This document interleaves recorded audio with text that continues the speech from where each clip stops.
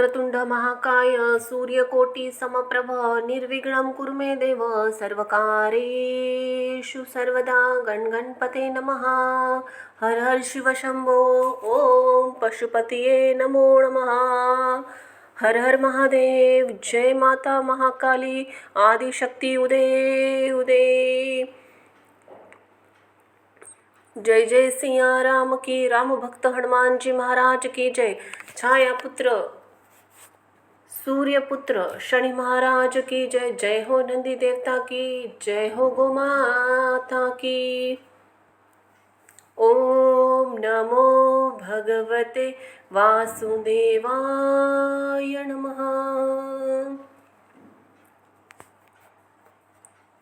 श्री कृष्ण गोविंद हरे मुरारी हे नाथ नारायण वासुदेवा।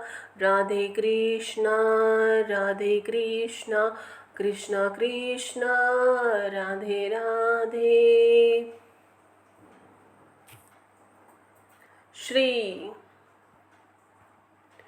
विष्णु पुराण, श्री हरि विष्णु पुराण हिंदी में अर्थ सहित। कृष्णाय वासुदेवाय हरणे परमात्मने प्रणत क्लेशनाशाय गोविंदाय नमो नमः।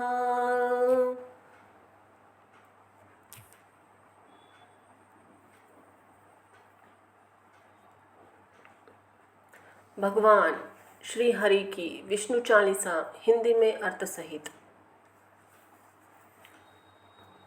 ओम नमो नारायणाय नमः वासुदेवाय नमः।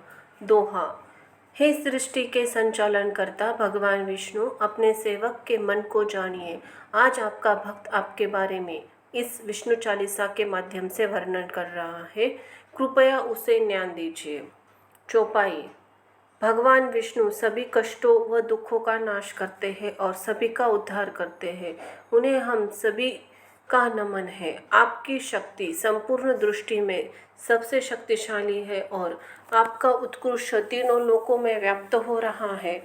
आपका रूप बहुत ही सुंदर, मन को मोह लेने वाले है और आपका स्वभाव एकदम सरल है। आप अपने रूप से सभी मन को मोह लेते हो। आपने अपने तन पर पीले रंग के वस्त्र पहने हुए हैं और गले में बैजंती की माला सुशोभित है। आपने अपने हाथों में शंख, सुदर्शन चक्र, गदा पकड़े हुए हैं, जिन्हें देखकर असुरों में भय व्याप्त रहता है। आपका कारण ही इस सृष्टि में सत्य, धर्म इत्यादि की विजय रहती है। काम, क्रोध, मद, लोभ इत्यादि का नाश होता है। आप ही संतों, सृष्टि, मुनि, सज्जन मनुष्य की रक्षा करते हो और उनके मन को आनंदित करते हो, तो वही दूसरी ओर आप ही असुर, दैत्य और राक्षसों का नाश करते हो। आप ही सुख को प्रदान करने वाले हैं और आप ही हम सभी कष्टों को हरने वाले हैं। आप ही हमारी कमियों को दूर करने वाले हैं। आप ही हमें सत्पुरुष बनाने वाले हैं। भगवान विष्णु के द्वारा ही अपन भक्तों के पापों को नष्ट कर उन्हीं का उद्धार किया जाता है। उनके कष्ट दूर कर उन्हें भवसागर से पार करवाया जाता है। पृथ्वी पर धर्म की रक्षा के लिए भगवान विष्णु ने समय समय पर कई अवतार लिए हैं, अपने भक्तों का उद्धार किया है। त्रेता युग में पृथ्वी पर जब राक्षसों का अत्याचार अत्यधिक बढ़ गया और आपने भक्तों ने आपको पुकारा, तो आप ही श्री राम जी का रूप धरकर पृथ्वी पर अवतरित हुए। आप श्री राम के रूप में आपने राक्षसों के राजा रावण का, उसके संपूर्ण कुल व राक्षस सेना के साथ नाश कर दिया और धरती का भार हल्का किया। हिरण्यक्ष के द्वारा पृथ्वी को समुद्र में डुबो देने के कारण आपने वराह रूप धारण कर पृथ्वी की रक्षा की व हिरण्यक्ष राक्षस का वध किया। पिछले कल्प के अंत समय में आप मत्स्य रूप धरकर उस कल्प से 14 रत्नों को बचाकर इस कल्प में लेकर आए और अपनी महिमा को दिखाया। समुद्र मंथन के समय जब असुरों के द्वारा अमृतपान के लिए अत्यधिक उत्पात मचाया गया, तब आपने मोहिनी रूप धरा। मोहिनी रूप में आपने देवताओं को अमृत पिलाया, जबकि असुरों को आपने रूप में बहलाकर रखा। समुद्र मंथन के लिए आपने कूर्म अवतार धारण किया और मंदिराचल पर्वत का भार उठाया। भगवान शिव जब भस्मासुर को दिए वरदान से परेशान हो गए, तब आपने ही स्त्री रूप धरकर भस्मासुर का अंत कर दिया। जब राक्षसों के द्वारा भगवान ब्रह्मा से वेदों को चुराकर समुद्रों में डुबा दिया, तब आप ही हयग्रीव अवतार में वेदों को पुनः लेकर आए। आपने स्त्री रूप में भस्मासुर को अपने साथ ही नृत्य करने के लिए तैयार किया। उसी के वरदान से उसे भस्म कर दिया। एक बार जलंधर राक्षस ने अत्यधिक आतंक मचा दिया और भगवान शिव के साथ भयंकर युद्ध किया। भगवान शिव ने जलंधर से भीषण युद्ध किया, लेकिन उसकी पत्नी वृंदा के तप के कारण उसे कोई पराजित नहीं कर सके। यह देखकर माता सती परेशान हो उठी। इसके पश्चात माता सती ने आपको ही याद दिलाया और सब समस्या आपको ही बताई। माता सती के आग्रह पर आपने वृंदा की तपस्या को भंग करने के लिए जलंधर का रूप धरा और वृंदा के पास गए। वृंदा ने जब आपको देखा तब वह भ्रम में पड़ गई और अपनी तपस्या छोड़कर आपके पास आ गई। माता वृंदा के स्पर्श से आपने अपनी गलती भी स्वीकार की। उन्हें सदैव अपने साथ माता तुलसी के रूप में पूजने का आशीर्वाद दिया। दूसरी ओर भगवान शिव ने जलंधर का वध कर दिया। आपने ही अपने भक्त प्रहलाद की रक्षा के लिए उसके पिता हिरण्यकश्यप का नरसिंह अवतार में वध किया। आपने अपने अनेक गण भक्त इत्यादि का उद्धार किया है और उन्हें भवसागर से पार किया है। हे भगवान विष्णु, कृपा हमारे दुखों का भी अंत कीजिए। हम पर अपनी कृपा दृष्टि बनाइए। मैं प्रतिदिन ही आपके दर्शन करता हूँ। आप ही याचकों निर्धनों भक्तों के लिए शुभ फल देने वाले हैं।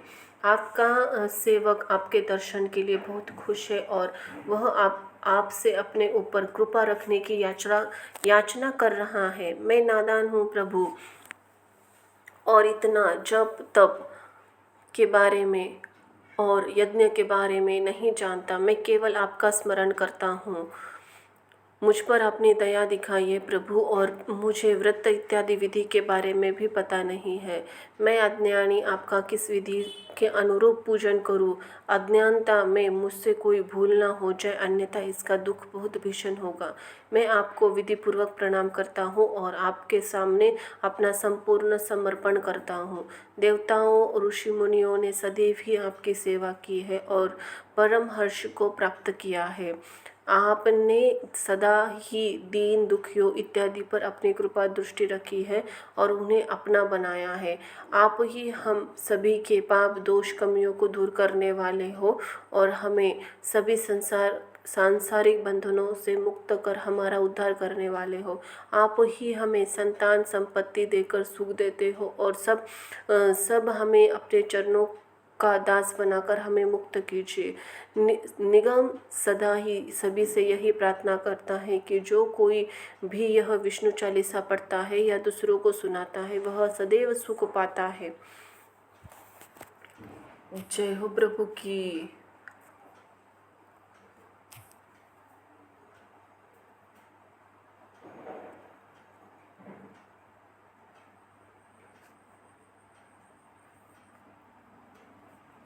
भगवान लक्ष्मी नारायण जी की आरती।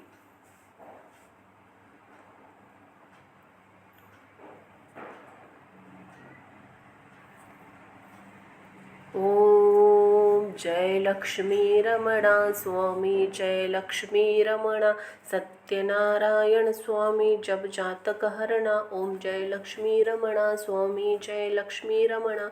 रत्न जड़ित सिंहासन अद्भुत छवि राजे, नारद करित निरांजन घंटा ध्वनि बाजे। ओम जय लक्ष्मी रमणा स्वामी, जय लक्ष्मी रमणा।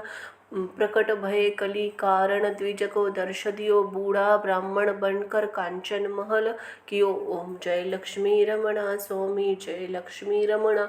दुर्बल भील कठारो जिन पर कृपा करी, चंद्रचूड एक राजा तिनकी विपत्ति हरी। ओम जय लक्ष्मी रमणा स्वामी जय लक्ष्मी रमणा। वैश्य मनोरथ पायो श्रद्धा तज दिन हो, सो फल भव भोगो प्रभु फिर स्तुति नहीं किन हो। ओम जय लक्ष्मी रमणा स्वामी जय लक्ष्मी रमणा। रमणा भाव भक्ति के कारण छिन्न छिन्न रूप धरियो, श्रद्धा धारण किनी तिनको काज सरियो। ओम जय लक्ष्मी रमणा स्वामी जय लक्ष्मी रमणा। ग्वाल बाल संग राजा वन में भक्ति करी, मन वांछित फल दिन हो दीन दयाल हरि। ओम जय लक्ष्मी रमणा स्वामी जय लक्ष्मी रमणा। चढ़त प्रसाद सवायो कंदली फल मेवा, धूप दीप तुलसी से राजी सत्य देवा। ओम जय लक्ष्मी रमणा स्वामी जय लक्ष्मी रमणा। श्री सत्यनारायण की जी आरती जो कोई नर गावे, भगवत दास तन मन सुख संपत्ति मन वांछित फल पावे। ओम जय लक्ष्मी रमणा स्वामी जय लक्ष्मी रमणा।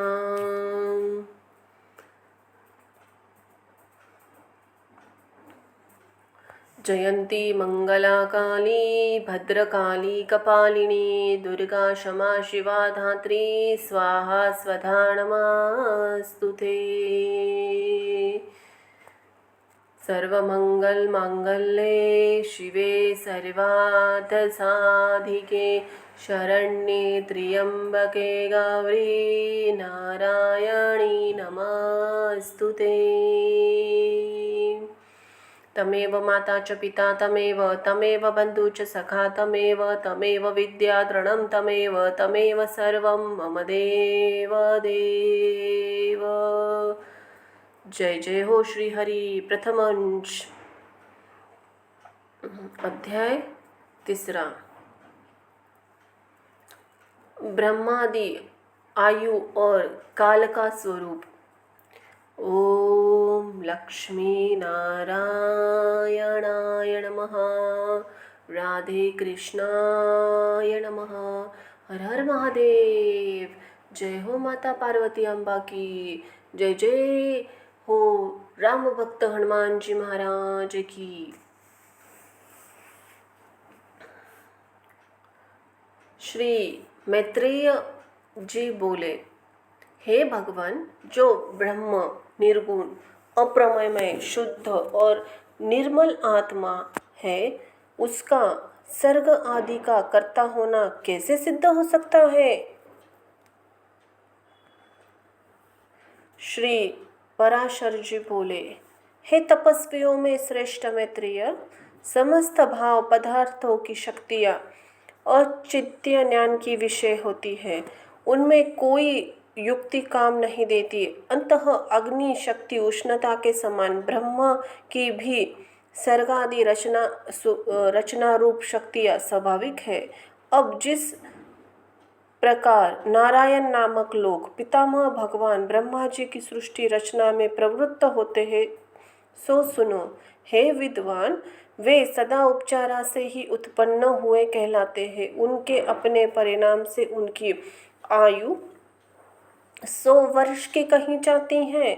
उस 100 वर्ष का नाम पर है, उसका आधा परार्थ कहलाता है। हे अनघ, मैंने जो तुमसे विष्णु भगवान का काल स्वरूप कहा था, उसके द्वारा उस ब्रह्मा की तथा और भी जो पृथ्वी पर्वत समुद्र आदि चराचर जीव है, उनको आयु का परिणाम का किया जाता है। हे मुनि श्रेष्ठ, 15 निमेष को काष्ठा कहते हैं। 30 काष्ठा की एक कला तथा 30 कला का एक मुहूर्त होता है। 30 मुहूर्त का मनुष्य का एक दिन रात कहा जाता है और उतने ही दिन रात को 2 पक्ष युक्त एक मास होता है। 6 मासों का एक आयन और दक्षिणायन तथा उत्तरायण 2 आयन मिलकर एक वर्ष होता है। दक्षिणायन देवताओं की रात्रि है और उत्तरायण दिन। देवताओं के 12,000 युगों 1000 वर्षों का सतयुग, त्रेता युग, द्वापर, कलयुग नामक 4 युग होते हैं। उनका अलग अलग परिणाम मैं तुम्हें सुनाता हूँ। पुरातत्व के जानने वाले सतयुग आदि का परिणाम क्रमशः 4, 3, 2 और 1000 दिव्य वर्ष बतलाते हैं। प्रत्येक युग के पूर्व उतने ही 100 वर्ष की संध्या बतलाई जाती है और युग के पीछे उतने ही परिणाम वाले संध्या अंश होते हैं। अर्थात सतयुग युग आदि के पूर्व क्रमशः 4, 3, 2 और 100 दिव्य वर्ष की संध्याएं और इतने ही वर्ष के संध्यांश होते हैं। हे मुनि श्रेष्ठ, इन संध्या और संध्या अंश के बीच का जितना काल होता है उतने ही सतयुग आदि नाम वाले युग जानना चाहिए। हे मुने, सतयुग, त्रेता, द्वापर और कली के ये मिलकर चतुर्थ युग कहलाते हैं। ऐसे 1000 चतुर्थ युग का ब्रह्मा का एक दिन होता है। हे ब्राह्मण, ब्रह्मा के एक दिन में 14 मुनि होते हैं। उनका कालकृत परिणाम सुनो। सप्तर्षि, देवगण, इंद्र, मनु और मनु के पुत्र राजा लोग पूर्व कल्पानुसार एक ही काल में रचे जाते हैं। एक ही काल में उनका संहार किया जाता है। हे सप्तम, 71 चतुर्युगों से कुछ अधिक काल का एक मनवंतर होता है। यही मनु और देवता आदि का काल है। इसी प्रकार दिव्य वर्ष गणा से एक मनवंतर में 8,52,000 वर्ष बताए जाते हैं तथा हे महामनु के मानवीय वर्ष गणाओं के अनुसार मनवंतर का परिणाम पूरे 30,67,20,000 वर्ष है, इससे अधिक नहीं। इस काल का 14 गुना ब्रह्मा का दिन होता है। इसके अंतनंतर नैमित्तिक नाम वाला ब्रह्म प्रलय होता है। उस समय भूवर्लोक और स्वर्गलोक तीनों लोक जलने लगते हैं। इस महालोक में रहने वाले सिद्धगण अति संतप्त होकर जनलोक को चले जाते हैं। इसी प्रकार त्रिलोकों की जलमय हो जाने पर जनलोकवासी योगिनियों द्वारा ध्यान किए जाते हुए नारायण रूप कमल योनि ब्रह्मा जी त्रिलोकों की ग्रास से तृप्त होकर दिन के बराबर ही परिणाम वाली उस रात्रि के शेष शैया पर शयन करते हैं। उसी बीत जाने पर पुनः संसार की सृष्टि करते हैं। इसी प्रकार पक्ष, मास आदि गण से ब्रह्म का 1 वर्ष और फिर 100 वर्ष होते हैं। ब्रह्मा के 100 वर्ष ही उस महात्मा ब्रह्मा की परम आयु है। हे अनक, उन ब्रह्मा जी का एक पदार्थ बीत चुका है। उसके अंत में पाद्य नाम से विख्यात महाकल्प हुआ था। हे द्विज, इस समय वर्तमान उनके दूसरे पद परा अर्थ का यह वाराह नामक पहला कल्प कहा गया है। इति श्री विष्णु पुराणे प्रथम अंशे 3 अध्याय यहाँ समाप्त हुआ। अध्याय 4, ब्रह्मा जी की उत्पत्ति, वराह भगवान द्वारा पृथ्वी का उद्धार और ब्रह्मा जी की लोक रचना। ओम नमो भगवते वासुदेवाय नमः। जय हो लक्ष्मी नारायणाय वासुदेवाय नमः। श्री मैत्रेय बोले, हे महामुने, कल्प के आदि में नारायण आख्य भगवान ब्रह्मा जी के जिस प्रकार समस्त भूतों की रचना, वह आप भी वर्णन कीजिए। श्री पराशर जी बोले, प्रजापतियों के स्वामी नारायण स्वरूप भगवान ब्रह्मा जी ने जिस प्रकार प्रजा की सृष्टि की थी वह मुझसे सुनो। पिछले कल्प का अंत होने पर रात्रि में सोकर उठने पर सत्व गुणों के उद्रेक से युक्त भगवान ब्रह्मा जी ने संपूर्ण लोकों को शून्यमय देखा। वे भगवान नारायण नारायण पर है। अचित्य है ब्रह्मा शिव, ईश्वरों के भी ईश्वर है। ब्रह्म स्वरूप अनादि है और सबकी उत्पत्ति के स्थान है। मनु आदि स्मृतिकार उन ब्रह्म स्वरूप श्री नारायण देव के विषय में जो इस जगत की उत्पत्ति और लय के स्थान है।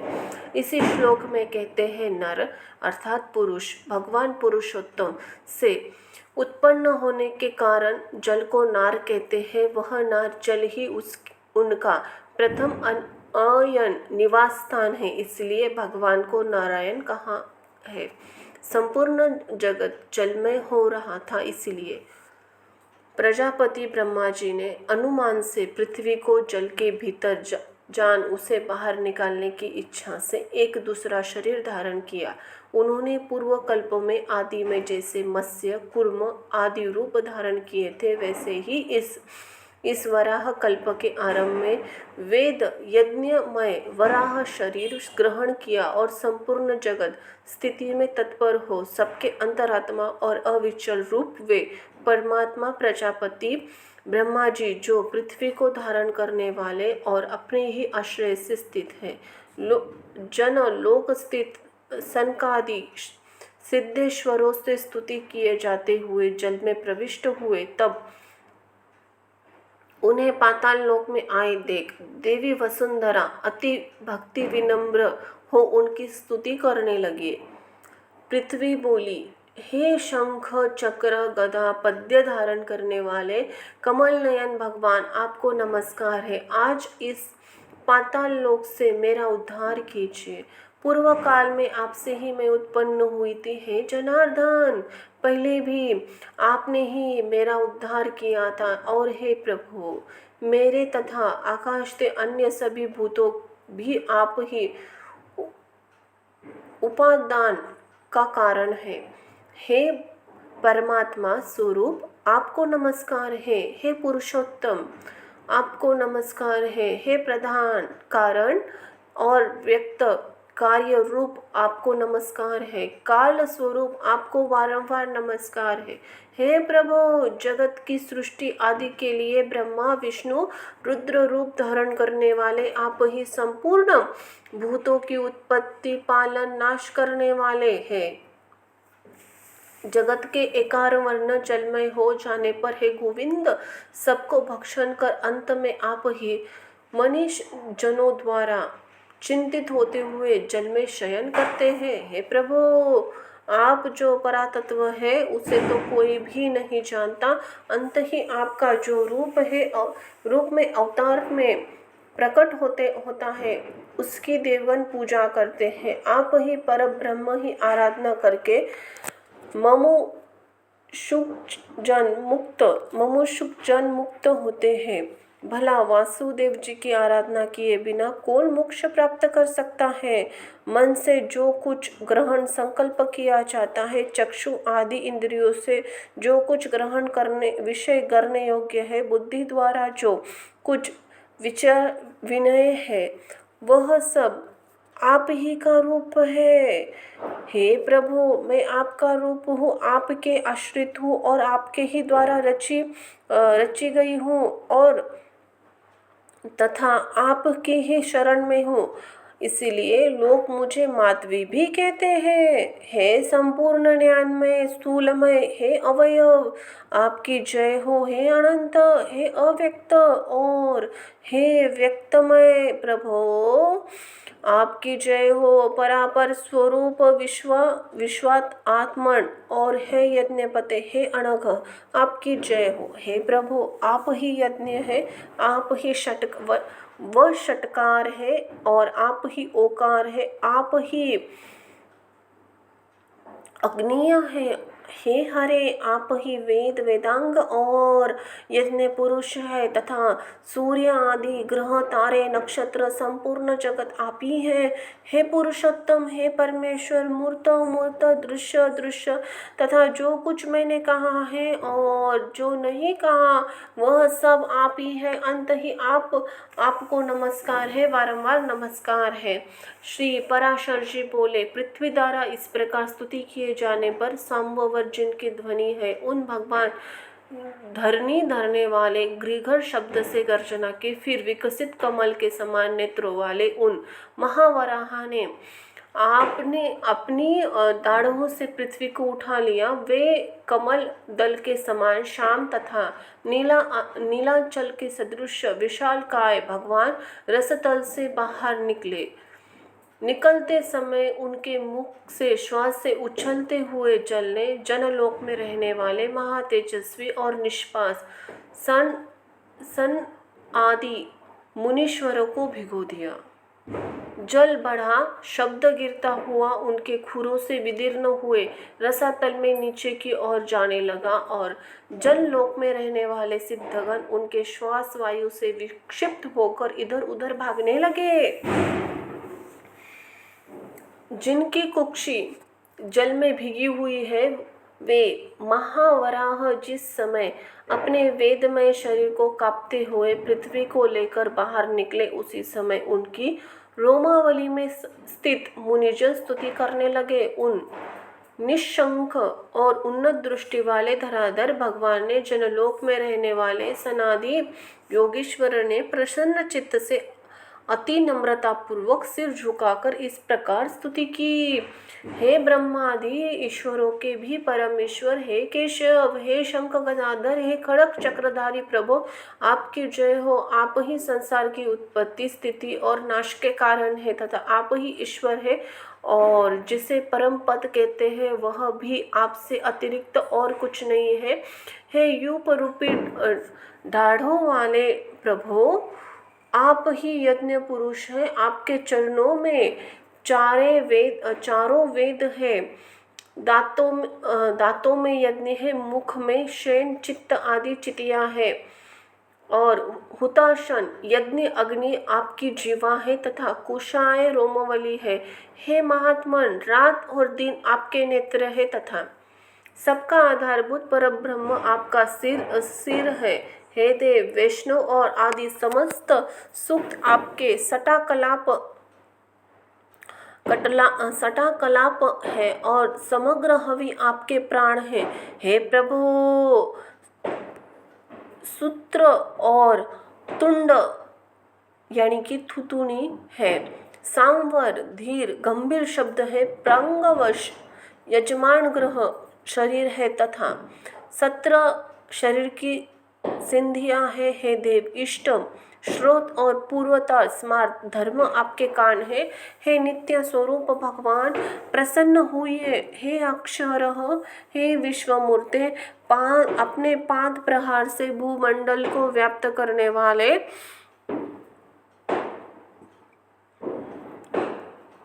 आपको हम विश्व के आदि कारण समझते हैं। आप संपूर्ण चराचर जगत के परमेश्वर नाथ है। अंततः प्रसन्न होइए।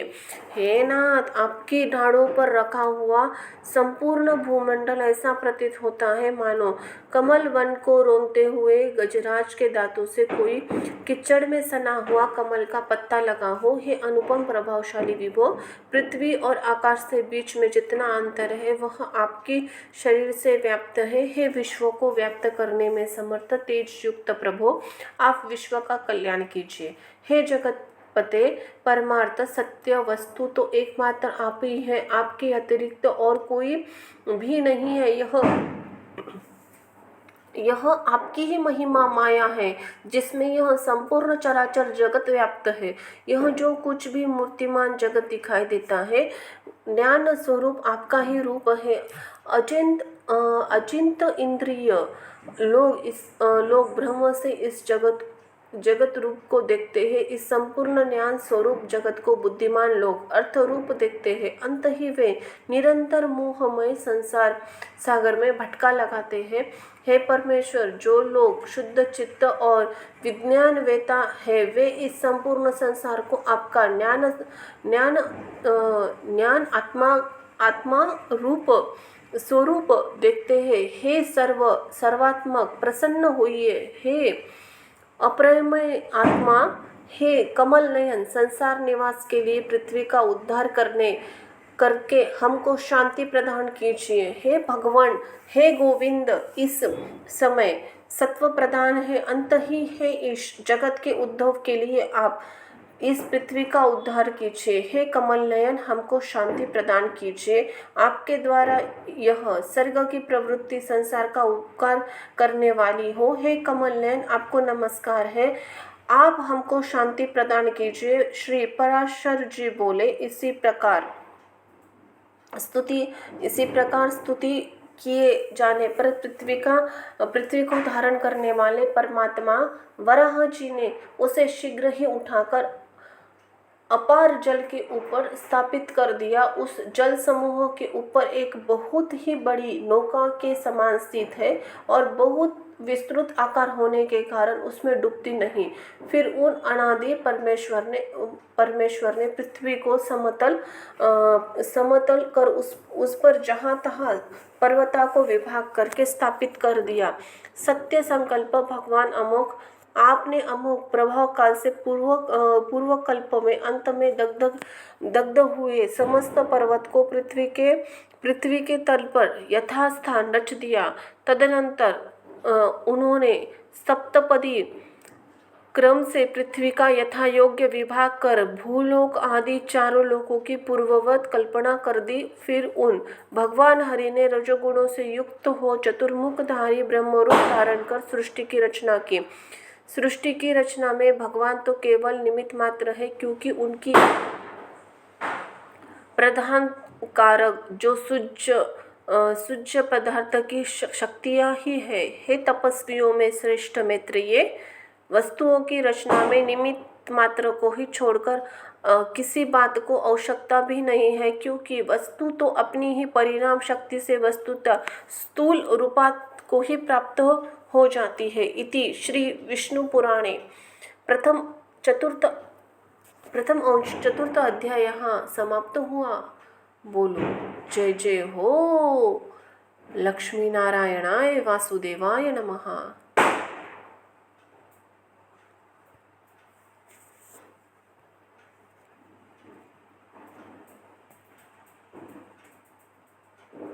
अध्याय 5वां। अविद्या विविध सर्गों का वर्णन। श्री लक्ष्मी नारायणाय नमो नमः। श्री मैत्रेय जी बोले, हे द्विजराज, सर्क के आदि में भगवान ब्रह्मा जी ने पृथ्वी, आकाश और जल आदि में रहने वाले देव, ऋषि, पितृगण, दानव, मनुष्य, त्रियक और वृक्षादि को जिस प्रकार रचा, जैसे गुण, स्वभाव और रूप वाले जगत की रचना की, वह सब आप मुझसे ही कहिए। श्री पराशर जी बोले, हे मैत्रेय, भगवान विभु ने जिस प्रकार इस सर्ग की रचना की, वह मैं तुमसे कहता हूँ। सावधान होकर सुनो। सर्ग के आदि में ब्रह्मा जी के पूर्वज सृष्टि का चिंतन करने पर पहले अबुद्धिपूर्वक अर्थात पहले पहल असावधानी से हो जाने से तमोगुणी सृष्टि का आविर्भाव हुआ। उस महात्मा ने प्रथम तम, अज्ञान, मोह, महामोह, भोग इच्छा, तामसिक क्रोध और अंध तामसिक अभिनिवेश नामक पांच प्रकार की अविद्या उत्पन्न हुई। उसने ध्यान करने पर ज्ञान शून्य बाहर भीतर से तमोमय और जड़, नगादि, वृक्ष, गुल्म, लता और विरुद्ध तृण रूप 5 प्रकार का सर्ग हुआ। वराह जी द्वारा सर्वप्रथम स्थापित होने के कारण नग आदि को मुख्य कहा गया है, इसलिए वह सर्ग भी मुख्य सर्ग कहलाता है। उस सृष्टि को पुरुषार्थ की असाधिका देखकर उन्होंने फिर अन्य सर्ग के लिए ध्यान किया, तो वह तिर्यक स्रोत सृष्टि उत्पन्न हुई। यह सर्ग वायु के समान तिरछा चलाने वाला है, इसीलिए तिर्यक स्रोत कहलाता है। ये पशु पक्षी आदि नाम से प्रसिद्ध है और प्राय तमोमय, अज्ञानी, विवेक रहित, अनुचित मार्ग का अवलंबन करने वाले और विपरीत ज्ञान को यथार्थ ज्ञान मानने वाले होते हैं। ये सब अहंकारी, अभिमानी, 28 वधों से युक्त आंतरिक सुख आदि को ही पूर्णतया समझने वाले और परस्पर एक दूसरों की वृत्ति को न जानने वाले होते हैं। उस सर्ग को भी पुरुषार्थ का असाधक समझ पुनः चिंतन करने पर एक और सर्ग हुआ, वह उधर्व स्त्रोत नामक तीसरा सात्विक सर्ग ऊपर के लोक में रहने लगा। वे उधर्व स्त्रोत सृष्टि में उत्पन्न हुए प्राणी विशेष सुख के प्रेमी, बाह्य और आंतरिक दृष्टि संपन्न तथा बाह्य और आंतरिक ज्ञान युक्त थे, और यह तीसरा देव सर्ग कहलाता है। इस सर्ग के प्रादुर्भाव होने से संतुष्ट चित्त ब्रह्मा जी को अति प्रसन्नता हुई। फिर इन मुख्य सर्ग आदि तीनों प्रकार की सृष्टियों में उत्पन्न हुए प्राणियों को पुरुषार्थ का असाधक जान उन्होंने एक और उत्तम साधक सर्ग के लिए चिंतन किया। उन सत्य संकल्प ब्रह्मा जी ने इस प्रकार चिंतन करने पर अव्यक्त प्रकृति से पुरुषार्थ का साधक अर्वा स्त्रोत नामक सर्ग प्रकट हुआ। इस सर्ग के प्राणी नीचे पृथ्वी पर रहते हैं, इसीलिए वे अर्वा स्तोत्र कहलाते हैं। इसमें सत्व, रज और तम तीनों की अधिकता होती है, इसलिए वे दुख बहुल, अत्यंत क्रियाशील एवं बाह्य अभीतर ज्ञान से युक्त साधक है। इस सर्ग के प्राणी मनुष्य है। हे मुनि श्रेष्ठ, इसी प्रकार अब तक तुमसे 6 सर्ग कहे। उनमें महतत्व का ब्रह्म का पहला सर्ग जानना चाहिए। दूसरे का सर्ग तमात्राओं का है, जिसमें भूत सर्ग भी कहते हैं, और तीसरा वैवकारिक सर्ग जो इंद्रिय संबंधी कहलाता है। इसी प्रकार बुद्धिपूर्वक उत्पन्न हुआ यह याकृत सर्ग हुआ। चौथा मुख्य सर्ग है। पर्वत, वृक्ष आदि स्थानवर ही मुख्य सर्ग के अंतर्गत है। पांचवा जो त्रिय युक्त स्त्रोत बतलाया है उसे त्रिय, कीट, पतिंगा आदि योनि भी कहते हैं। फिर छठा सर्ग उधर्व स्त्रोत आदि का जो देव सर्ग कहलाता है। उसके पश्चात 7वां सर्ग अवाक स्त्रोत का है, वह मनुष्य सर्ग है। 8वां अनुग्रह सर्ग है, वह सात्विक और तामसिक है। ये 5 विकृत विकारी सर्ग है। पहले 3 प्राकृत सर्ग कहलाते हैं। 9वां कौमार सर्ग है, जो प्राकृत और वैकृत भी है। इसी प्रकार सृष्टि के रचना में प्रवृत्त हुए जगदेश्वर प्रजापति के प्राकृत और वैकृत नामक ये जगत के मूलभूत 9 सर्ग तुम्हें सुनाए। अब और क्या सुनना चाहते हो? श्री मैत्रेय जी बोले, हे मुने, अपने इन देव आदिकों के सर्गों का संक्षेप वर्णन किया है। अब हे मुनि श्रेष्ठ, मैं इन्हें अपने मुखारविंद से विस्तार पूर्वक सुनना चाहता हूँ। श्री पराशर जी बोले, हे मैत्रेय, संपूर्ण प्रजा अपने पूर्व शुभाशुभ कर्मों से युक्त है।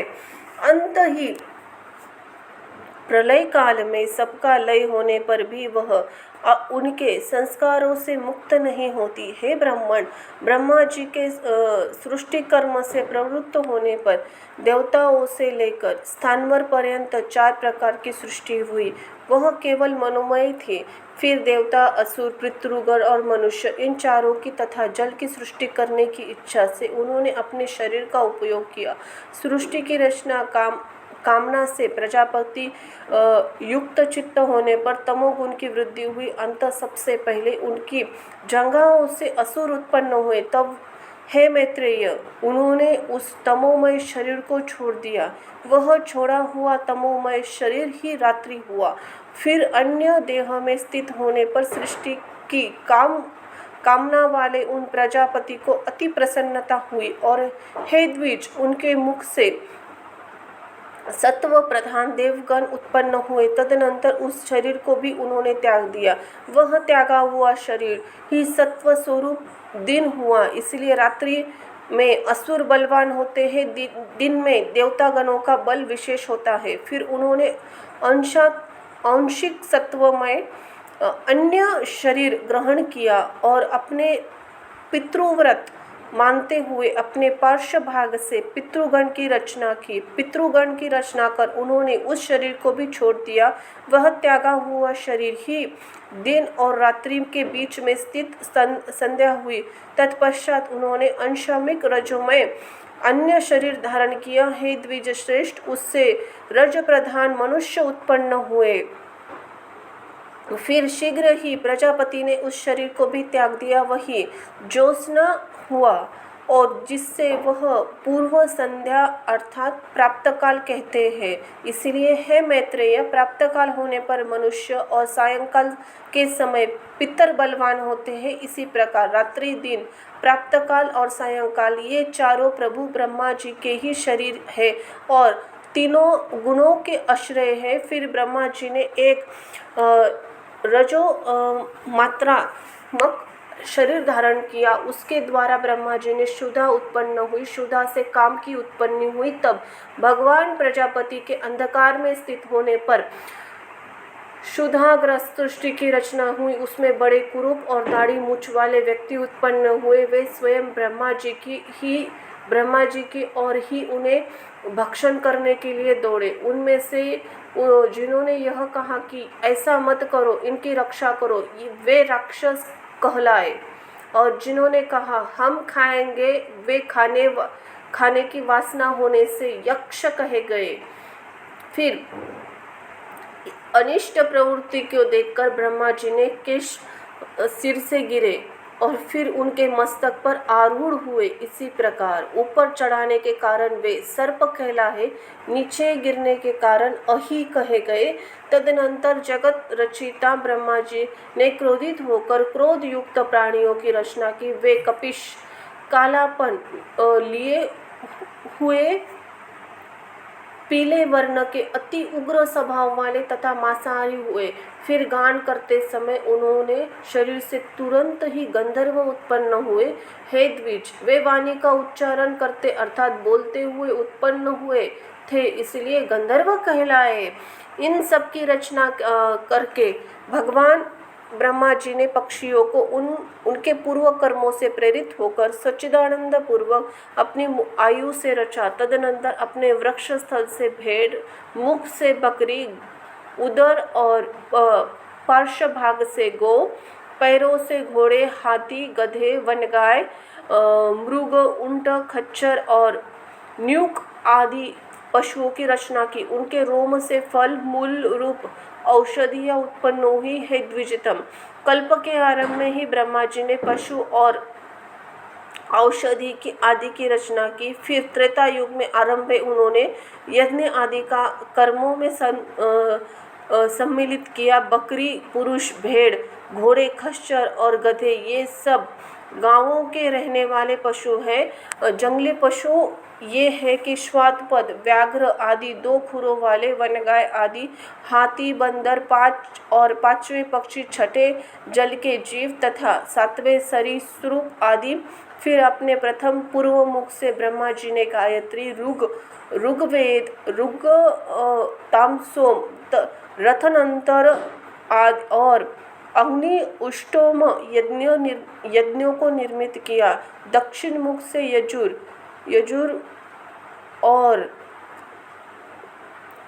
ऋग्वेद, छंद, पंचम, दश स्तोत्रम, ब्रह्म साम और तथा उक्त की रचना की।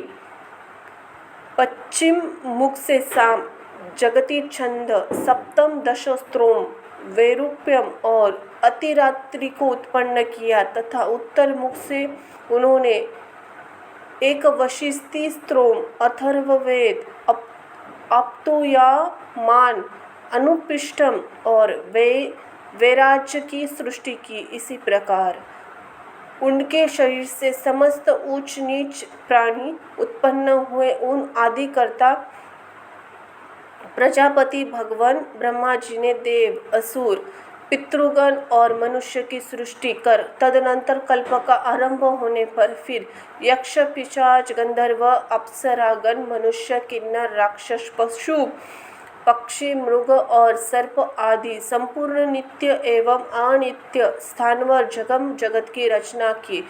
उनमें से जिनके जैसे जैसे कर्म पूर्व कल्प में थे, पुनः पुनः सृष्टि होने पर उनमें ही फिर प्रवृत्ति हो जाती है। उस समय हिंसा, अहिंसा, मृदुता, कठोरता, धर्म, अधर्म, सत्य, मिथ्या ये सब अपने पूर्व भावनाओं के अनुसार उन्हें प्राप्त हो जाते हैं। इससे ये उन्हें अच्छे लगने लगते हैं। इसी प्रकार प्रभु विधाता ने ही स्वयं इंद्रियों के विषयभूत शरीर आदि में विभिन्नता और व्यवहार को उत्पन्न किया है। उन्हीं ने कल्प के आरंभ में देवता आदि प्राणियों के वेदानुसार नाम और रूप तथा कार्य विभाग को निश्चित किया है। ऋषियों ने तथा अन्य प्राणियों के भी वेदानुकूल नाम यथा योग्य कर्मों को उन्होंने ही निर्दिष्ट किया है। जिसी प्रकार भिन्न भिन्न ऋतुओं के पुनः पुनः आने पर उनके चिन्ह और नाम रूप आदि पूर्ववत रहते हैं, उसी प्रकार युग आदि में भी उनके पूर्व भाव ही देखे जाते हैं। शिक्षा शक्ति सृष्टि रचना की इच्छा रूप शक्ति से युक्त वे ब्रह्मा जी सृज्य शक्ति सृष्टि के आरंभ की प्रेरणा से कल्पों के आरंभ में बार बार इसी प्रकार सृष्टि की रचना किया करते हैं। इति श्री विष्णु पुराणे प्रथम अंश पंचम अध्याय यहाँ समाप्त हुआ। अध्याय छठा चातुर्वर्ण्य व्यवस्था, पृथ्वी का विभाग और अन्न आदि की उत्पत्ति का वर्णन। ओम नमो नारायणाय नमः, वासुदेवाय नमः, लक्ष्मी नारायणाय नमः। श्री मैत्रेय जी बोले, हे भगवान, आपने जो अर्वाक स्त्रोता मनुष्य के विषय में कहा, उनकी सृष्टि ब्रह्मा जी ने किस प्रकार की, यह विस्तार पूर्वक कीजिए। श्री प्रजापति ब्रह्मादि वर्ण को जिन जिन गुणों से युक्त और जिस प्रकार रचा तथा उनके जो जो कर्तव्य कर्म निर्धारित किए गए वह सब वर्णन कीजिए। श्री पराशर जी बोले, हे द्विज श्रेष्ठ, जगत रचना की इच्छा से युक्त सत्यकल्प श्री ब्रह्मा जी के मुख से पहले सत्व प्रधान प्रजा उत्पन्न हुई। तदनंतर उनके वृक्ष स्थल से रज प्रधान और जांगों से रज और तम विशिष्ट सृष्टि हुई। हे द्विज, उत्तम चरणों से ब्रह्मा जी ने एक और प्रकार की प्रजा उत्पन्न की, वह तम प्रधान थी। ये ही सब चारों वर्ण हुए। इसी प्रकार वे द्विज, सत्तम, ब्राह्मण, क्षत्रिय, वैश्य और शूद्र ये चारों क्रमशः ब्रह्मा जी के मुख, वृक्षस्थल, जानु और चरणों से उत्पन्न हुए। हे महाभाग, ब्रह्मा जी के यज्ञ अनुष्ठान के लिए ही यज्ञ से उत्तम साधना रूप इस संपूर्ण चातुर्य वर्ण की रचना थी। हे धर्मज्ञ, यज्ञ से तृप्त होकर देवगण जल बरसाकर प्रजापति को तृप्त करते हैं। अंत ही यज्ञ सदा कल्याण हेतु और जो मनुष्य सदा स्वधर्म पारायण, सदाचारी, सज्जन, मार्गगामी होते हैं, उनसे ही यज्ञ का यथावत अनुष्ठान हो सकता है। हे मुने, यज्ञ के द्वारा मनुष्य इस शरीर से ही स्वर्ग और अपवर्ग प्राप्त कर लेते हैं तथा और भी जिस स्थान की उन्हें इच्छा हो उसी को जा सकते हैं। हे मुनि सतम, ब्रह्मा जी द्वारा रची हुई वह चातुर्वर्ण्य विभाग में स्थित प्रजा और अति श्रद्धायुक्त आचार वर्णने वाली, स्व इच्छानुसार रहने वाली, संपूर्ण बाधाओं से रही, शुद्ध अंतःकरण वाली, सकुल कुल उत्पन्न, पुण्य कर्म के अनुष्ठान में परम पवित्र थी। उसका चित्त शुद्ध होने के कारण उसमें निरंतर शुद्ध स्वरूप श्री हरि के विराजमान रहने से उन्हें शुद्ध ज्ञान की प्राप्त होता था, जिसमें वे भगवान उस विष्णु नामक परम पद को देख पाते थे। फिर त्रेता युग के आरंभ में हमने तुमसे भगवान के जिस काल नामक अंश का पहले वर्णन किया है, वह अति कल्प सार वाले, सुख वाले, तुच्छ और घोर दुखमय पापों का प्रजाओं में प्रवृत्त कर देता है। हे मैत्रेय, उस प्रजाओं के पुरुषार्थ का विघातक तथा अज्ञान और लोभ की उत्पन्न करने वाला रागादि रूप अधर्म का बीज उत्पन्न हो जाता है, तभी उसे वह विष्णु पद की प्राप्ति और स्वाभाविक सिद्धि और रस उल्लास आदि अन्य अष्ट सिद्धियां नहीं मिलती। वह उन समस्त सिद्धियों के क्षीण हो जाने और पाप के बढ़ जाने से फिर संपूर्ण प्रजा धुंध हंस और दुख से आतुर हो गई। तब उसने मरुभूमि पर्वत और जल आदि के स्वाभाविक तथा कृत्रिम दुर्ग पुर तथा खरवट आदि स्थापन किए। हे महामते, उन पुर आदि में शीत और घाम आदि बांधों से बचने के लिए उसने यथा योग्य घर बनाए। इसी प्रकार शीत उष्ण आदि से बचने का उपाय करके उस प्रजा के जीवों के साधना रूप कृषि तथा कला कौशल आदि की रचना की। हे मुने, धन जौ गहू छोटे धान्य तिल काकनी ज्वार कांदो छोटी मटर उड़द मूग मसूर बड़ी मटर कुल्थी राई चना और सन, ये 17 ग्राम्य औषधि जातियां हैं। ग्राम्य और वन दोनों प्रकार की मिलाकर कुल 14 औषधियां यज्ञिक हैं। उनके नाम ये है धान्य जो उड़द गेहूँ छोटे धान्य तिल काकनी और कुल्थी, ये 8 प्रकार की सामा निबार वन तिल गभेदु वेनुग्य और मरकट मक्का, ये 14 ग्राम्य और वन की औषधियाँ यज्ञ अनुष्ठान की सामग्री है। यज्ञ उनकी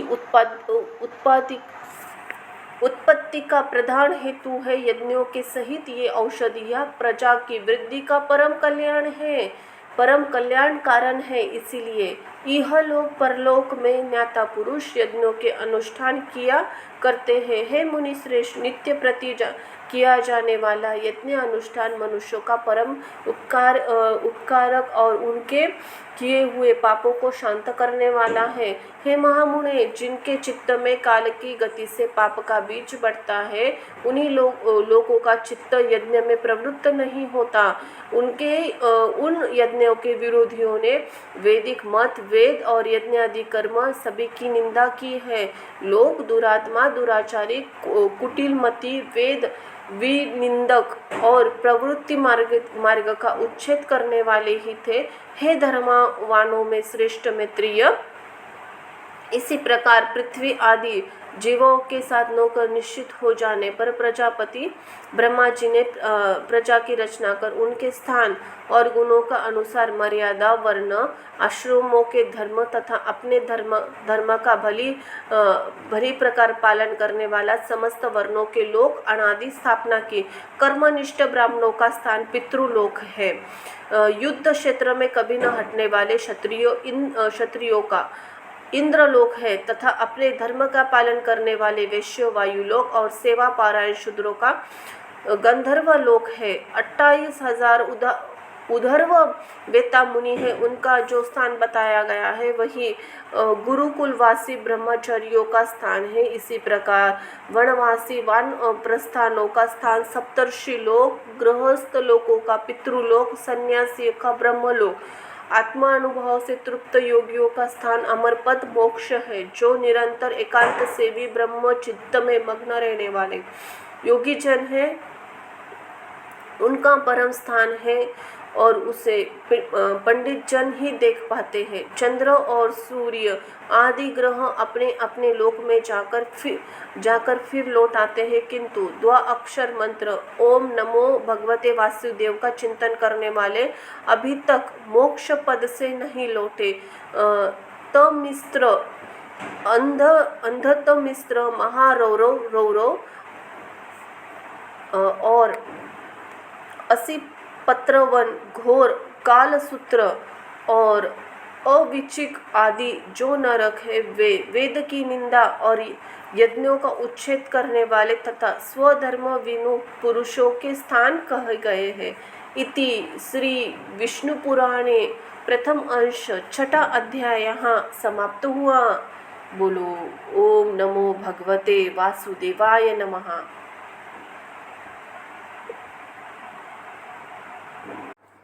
अध्याय 7वां।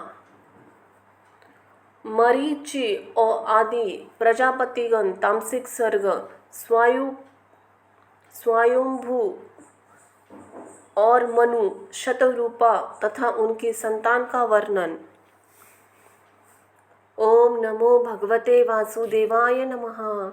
राधे कृष्णाय नमः। श्री पराशर जी बोले, फिर उन प्रजापति के ध्यान करने पर उनके देह स्वरूप भूतों से उत्पन्न हुई शरीर और इंद्रियों सहित मानस प्रजा उत्पन्न हुई। उस समय मतिमान ब्रह्मा जी की जड़ शरीर ही चेतन जीवों का प्रादुर्भाव हुआ। मैंने पहले ही जिनका वर्णन किया है, देवताओं से लेकर स्थानवर पर्यंत सभी त्रिगुणात्मक चार और अचर जीव भी इस प्रकार उत्पन्न हुए। जब महाबुद्धिमान प्रजापति की वह प्रजा पुत्र पौत्रादि क्रम से न बढ़ी, तब उन्होंने भृगु, पुलस्त्य, पुलह, कृतु, अंगिरा, मरीचि, दक्ष और अत्रि और वशिष्ठ इन अपने सदृश अन्य मानस पुत्रों की सृष्टि की। पुराणों में ये 9 ब्रह्मा माने गए हैं। फिर ख्याति, भूति, संभूति, क्षमा, प्रीति, सनाति, ऊर्जा, अनुसया तथा प्रस्तुति इन 9 कन्याओं को उत्पन्न कर इन्हें उन महात्माओं को तुम इनकी पत्नी हो ऐसा कहकर सौंप दिया। ब्रह्मा जी ने पहले ही सन आदि को उत्पन्न किया था। वे निरपेक्ष होने के कारण संतान और संसार आदि में प्रवृत्त नहीं हुए। वे सभी ज्ञान संपन्न, विरक्त, मत्सर आदि दोषों से रहित थे। उन महात्माओं को संसार रचना से ब्रह्मा जी को त्रिलोक में भस्म कर देने वाला महान क्रोध उत्पन्न हुआ। हे मुने, ब्रह्मा जी के क्रोध के कारण संपूर्ण त्रिलोक की ज्वाला मालाओं से अत्यंत दीप्तिमान हो गई।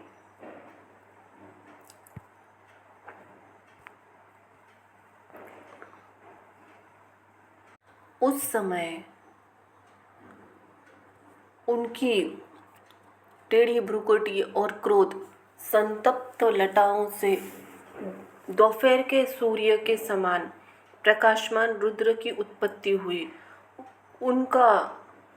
उसका अति प्रचंड शरीर आधा नर और आधा नारी रूप था। तब ब्रह्मा जी ने अपने शरीर का विभाग कर ऐसा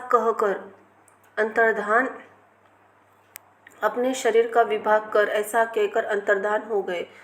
ऐसा कहे जाने पर उस रुद्र ने अपने शरीरत स्त्री और पुरुष दोनों भागों को अलग कर दिया। फिर पुरुष भागों को 11 भागों में विभक्त किया और स्त्री भागों को भी सौम्य, क्रूर, शांत, अशांत, श्याम, गौर आदि कई रूपों में विभक्त कर दिया। तदनंतर हे द्विज, अपने से उत्पन्न ही अपने ही स्वरूप स्वयंभू को ब्रह्मा जी ने प्रजा पालने के लिए प्रथम मनु बनाया। उन स्वयंभू मनु ने अपने ही साथ उत्पन्न हुई तप के कारण निष्पाप शतरूपा नाम की स्त्री को अपनी पत्नी रूप से ग्रहण किया। हे धर्मेंद्र, उन स्वयंभू मनु ने शतरूपा देवी के प्रियवत और उत्तानपाद नामक 2 पुत्र तथा उदार रूप और गुणों से संपन्न प्रसृति और आकृति नामक 2 कन्याएं उत्पन्न की। उनमें से प्रसूति को दक्ष के साथ तथा आकृति को रुचि प्रजापति के साथ विवाह दिया। हे महाभाग, रुचि प्रजापति ने उसे ग्रहण कर लिया। तब उन दंपति के यज्ञ और दक्षिणा ये युगल जुड़वा संतान उत्पन्न हुई। यज्ञ के दक्षिणा से 12 पुत्र हुए जो स्वयंभू मनवंतर में याम नाम के देवता कहलाए तथा दक्ष ने प्रसूति के 24 कन्याएं उत्पन्न हुई। मुझसे उनके शुभ नाम सुनो। श्रद्धा, लक्ष्मी, धृति, तुष्टि, मेधा, पुष्टि, क्रिया, बुद्धि, लज्जा, वपु, शांति, सिद्धि और 13वीं कीर्ति इन दक्ष कन्याओं के धर्मपत्नी रूप से ग्रहण किया। इनमें से छोटी शेष 11 कन्याएं ख्याति, सती, संभूति, स्मृति, प्रीति, क्षमा, संतति, अनुसया, ऊर्जा, स्वाहा और स्वधा थी। हे मुनिसत्तम, इन ख्याति कन्याओं के क्रमशः भृगु, शिव, मरीचि, अंगिरा, पुलिस्त, पुलह, क्रतु, अत्रि, वशिष्ठ इन मुनियों तथा अग्नि और पितरों ने ग्रहण किया। श्रद्धा से काम चला, लक्ष्मी ये दर्प, धृति से नियम, तुष्टि से संतोष, पुष्टि से लोक की उत्पत्ति हुई, मेद से श्रुत, क्रियाओं से दंड और नए विमय, बुद्धि से बोध, लज्जा से विनय, वपु से उसका पुत्र व्यवसाय, शांति से क्षेम, सिद्धि से सुख और कीर्ति से यश का जन्म हुआ। ये ही धर्म के पुत्र है। रति काम से धर्म और पौत्र हर्ष को उत्पन्न किया। अधर्म की स्त्री हिंसा थी, उसे अनुवृत्त नामक पुत्र और निकृति की नाम की कन्या उत्पन्न हुई। उन दोनों के भय और नरक नाम के पुत्र तथा उनकी पत्नियां माया और वेदना नाम की कन्याएं हुई। उसमें से माया ने समस्त प्राणियों की संहारकर्ता मृत्यु नामक पुत्र उत्पन्न किया। वेदना ने भी रौरव नरक के द्वारा अपने पुत्र दुख को जन्म दिया और मृत्यु से व्याधि, जरा, शोक, तृष्णा और क्रोध की उत्पत्ति हुई। ये सब अधर्म रूप और दुखंतर नाम से प्रसिद्ध है, क्योंकि इनमें से परिणाम दुख ही प्राप्त होता है। इनका न कोई स्त्री है और न संतान, ये सब उधर्व रहता है। हे मुनि कुमार, भगवान विष्णु के बड़े भयंकर रूप और ये ही संसार नित्य प्रलय काल के कारण होते हैं। हे महाभाग, दक्ष, मरीचि, अत्रि और भृगु आदि प्रजापति गण इस जगत के नित्य सर्ग का कारण है तथा मनु और मनु के पराक्रमी, समार्ग परायण और शूरवीर पुत्र राजागण इस संसार की नित्य स्थिति के कारण है। श्री मैत्रेय जी बोले, हे ब्राह्मण, आपने जो नित्य स्थिति, नित्य सर्ग और नित्य प्रलय का उल्लेख किया सो कृपा करके मुझसे इनका स्वरूप वर्णन कीजिए। श्री पराशर जी बोले, जिनकी गति कहीं नहीं रुकती, वे अचित्य आत्मा सर्वव्यापक भगवान मधुसूदन निरंतर इन मनु आदि रूपों से संसार की उत्पत्ति, स्थिति और स्थिति का नाश करते रहते हैं। हे द्विज, समस्त भूतों के 4 प्रकार का प्रलय है, नैमित्तिक, प्राकृतिक, आत्यंतिक और नित्य। उनमें से नैमित्तिक प्रलय ही ब्रह्म प्रलय है, जिसमें जगतपति ब्रह्मा जी कल्पांत में शयन करते हैं तथा प्राकृतिक प्रलय में ब्रह्मांड प्रकृति में लीन हो जाता है।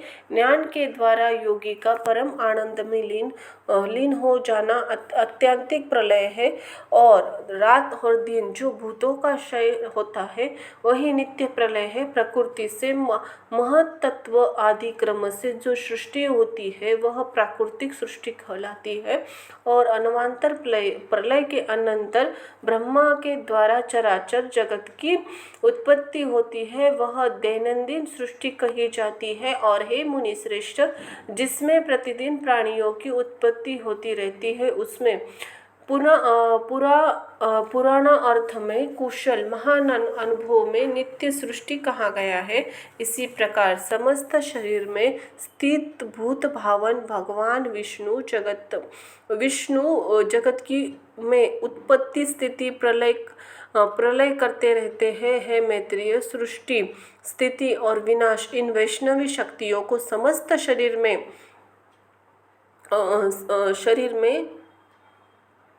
है। मैत्रेय, सृष्टि, स्थिति और विनाश की इन वैष्णवी शक्तियों का समस्त शरीर में समान भाव से अनिर्ष संचार होता रहता है। हे ब्राह्मण, ये तीनों महंती शक्तियाँ त्रिगुणमय है। अंत ही जो उन तीनों गुणों का अतिक्रमण कर जाता है वह परम पद को प्राप्त कर लेता है, फिर जन्म मरण आदि के चक्र में नहीं पड़ता।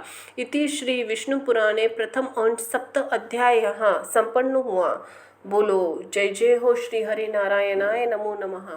8वां अध्याय रौद्र सृष्टि और भगवान तथा लक्ष्मी जी का सर्वव्यापकता वर्णन। ओम लक्ष्मी नारायणाय नमो नमः। श्री पराशर जी बोले, हे महामुने, मैंने तुमसे ब्रह्मा जी का तामस सर्ग का वर्णन किया, अब मैं रुद्र सर्ग का वर्णन करता हूँ, सो सुनो। कल्प के आदि में अपने समान पुत्र उत्पन्न होने के लिए चिंतन करते हुए ब्रह्मा जी के गोद में नील लोहित वर्ण के एक कुमार का प्रादुर्भाव हुआ, जो हे द्विजतम, जन्म के अंतनंतर ही वह जोर जोर से रोने और इधर उधर दौड़ने लगा। और उसे रोता देखकर ब्रह्मा जी ने पूछा, तू क्यों रोता है? उसने कहा, मेरा नाम रखो। तब ब्रह्मा जी बोले, हे देव, तेरा नाम तो रुद्र है, अब तू मत रो, धैर्य धारण कर। ऐसा करने पर वह 7 बार और रोया।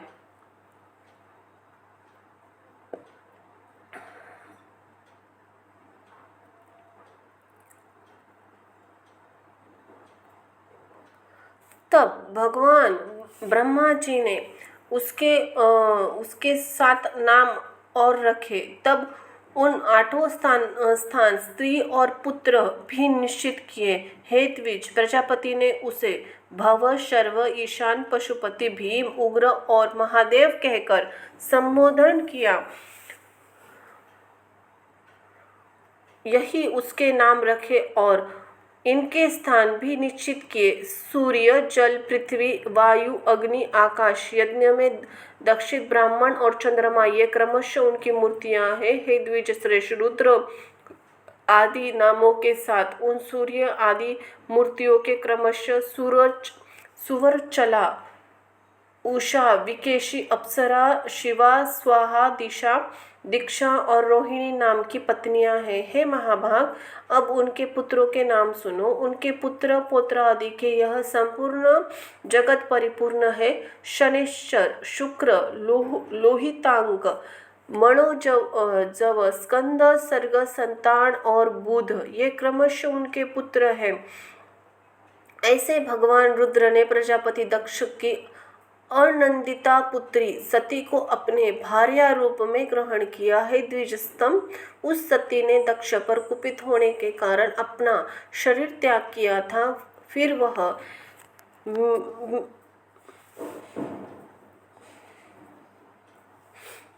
मेना के गर्भ से हिमाचल की पुत्री मेनका के गर्भ से हिमाचल की पुत्री उमा हुई। भगवान शंकर ने उस अनन्य पारायण उमा से फिर भी विवाह किया। भृगु के द्वारा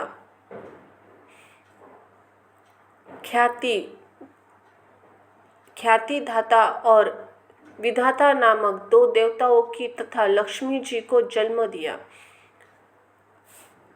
और जो भगवान विष्णु जी की पत्नी हुई। श्री मैत्रेय जी बोले, भगवान, सुना जाता है कि लक्ष्मी जी तो अमृत मंथन के समय क्षीर सागर से उत्पन्न हुई थी। फिर आप ऐसा कैसे कह सकते हैं कि वे भृगु के द्वारा ख्याति से उत्पन्न हुई? श्री पराशर जी बोले, हे द्विजतम, भगवान का कभी संग न छोड़ने वाली जगत जननी लक्ष्मी जी तो नित्य ही है, और जिस प्रकार श्री भगवान विष्णु सर्वव्यापक है, वैसे ही ये भी है। विष्णु का अर्थ है और विष्णु अर्थ है और ये वाणी है। हरि नियम है और ये नीति है। भगवान विष्णु बोध है और ये बुद्धि है तथा धर्म और सक्रिया है। हे मैत्रेय है, भगवान जगत कर्ता सृष्टा है, लक्ष्मी जी सृष्टि है। श्री हरि भूतर पर्वत के राजा है और लक्ष्मी जी भूमि है तथा भगवान संतोष है। लक्ष्मी जी नित्य तुष्टि है। भगवान काम और लक्ष्मी जी इच्छा है। वे यज्ञ है और ये दक्षिणा है। श्री जनार्दन पुराडक्ष और देवी लक्ष्मी अज्जाहुति घृत की आहुति है। मुने मधुसूदन यजमान ग्रह है और लक्ष्मी जी पत्नी शिला है। श्री हरि यूप है अति लक्ष्मी जी चिति है तथा लक्ष्मी जी कुशा है। भगवान कुशा है और लक्ष्मी जी इधवा है। भगवान सामरूप है और श्री कमला देवी उद्गति है। जगतपिता भगवान वासुदेव हुताशण है और लक्ष्मी जी स्वाहा है। हे द्विजतम भगवान विष्णु शंकर है और श्री लक्ष्मी जी गौरी तथा मैत्रेय है। श्री केशव सूर्य कमलवासिनी श्री लक्ष्मी जी की प्रभा है। श्री विष्णु पृथगन है और श्री कमला नित्य ही पृष्ठदायिनी स्वदा है।